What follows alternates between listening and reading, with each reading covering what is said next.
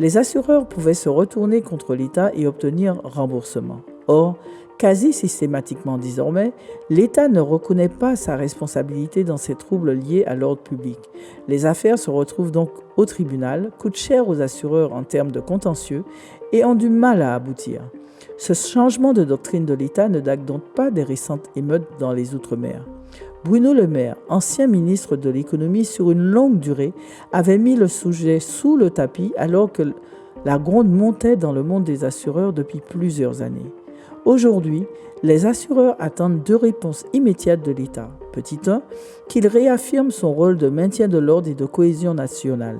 Qu'il fasse le job, sur l'ensemble du territoire national, Outre-mer compris. Petit 2, qu'il honore les recours sans que les assurances ne soient obligées d'entamer des actions judiciaires.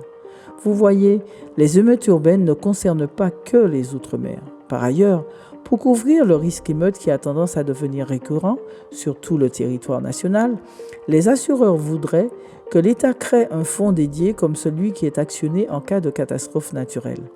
Une piste est à l'étude, celui d'inclure le risque émeute dans les risques réassurables par le groupement de gestion de l'assurance et de la réassurance des risques attentats et terroristes, le GAREA.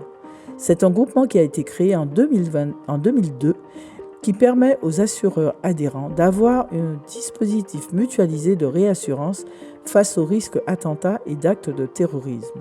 Le risque émeute pourrait donc y être ajouté. Tout cela aura un impact sur le montant des primes d'assurance, quand les entreprises pourront en souscrire une. Entre-temps, le fait de ne pas pouvoir s'assurer pousse les entreprises à s'adapter. Ainsi, de plus en plus souvent, avant même de penser à s'assurer, elles mettent en place des programmes de prévention comme la connaissance fine de l'écosystème dans lequel elles évoluent, la vigilance lors des recrutements, la mise en place de dispositifs de sécurité et d'alarme, etc. Cependant, quels que soient les palliatifs mis en place par les entreprises et la modification unilatérale substantielle des contrats par les assureurs, ces 2 signaux simultanés envoient des indications au monde économique et à la communauté antilo-guyanaise. D'un côté, la fragilité de tous ces montages, de l'autre, la nécessité de changer les manières de faire. À demain, prenez soin de vous. Décodons le présent pour mieux construire l'avenir. La chronique d'Interentreprise avec Francette Florimond.